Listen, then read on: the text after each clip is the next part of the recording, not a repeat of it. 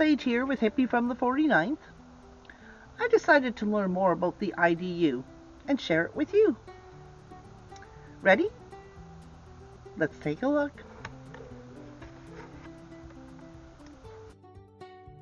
The International Democracy Union was founded in 1983, and it's basically a global network where conservative parties from around the world meet, talk policy, and share ideas. When I saw this in my feed, I was a little concerned they might be aligned with Project 2025.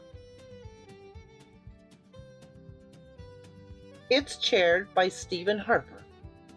Yes, you heard me right. That's Stephen Harper. And little Pierre is Canada's representative.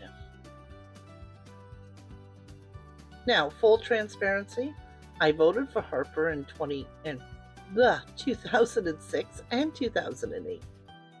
He did some good things for Canada, but over time there were decisions that just didn't sit right with me, and I lost confidence. What really caught my attention in 2025 was when Harper publicly praised Mark Carney for how he was handling the Canada-US trade situation. Given that Harper has been known to be a trumpet, well, that told me something important. This isn't about populism or slogans. There's a global economic lens here. The IDU describes itself as pro-democracy, pro-freedom, pro-human rights, and pro-peace. And on paper, that sounds great. But here's the thing. When you look at governments and parties aligned with the IDU, the policies they tend to support tell me a more complicated story. In Canada, we don't have to guess what those ideas look like in practice. Well, we can just look at Alberta.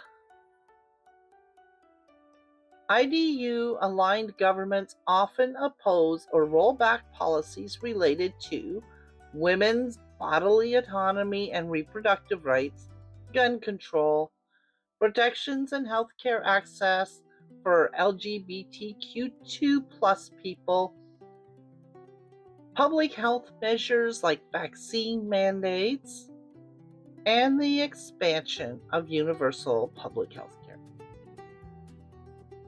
care. These positions are usually framed as freedom, parental rights, or individual choice. But the real-world impact is very real for the people they affect. So when people ask me why I'm paying attention to organizations like the IDU, this is why. Not because I think there's a secret meeting in a dark room, but because ideas travel. Policies get shared. And what starts as a think tank discussion can end up shaping people's lives.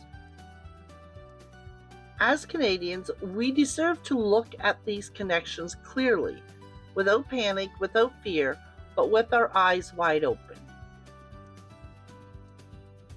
I don't believe there's any ties between IDU and Project 2025 at the moment.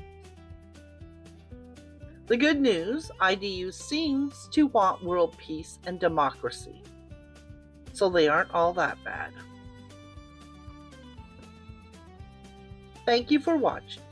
If you found this content useful, please hit the like and subscribe if you haven't already. It really means a lot. Until next time, question everything, stay aware, be kind, and stay groovy. Peace and love, y'all.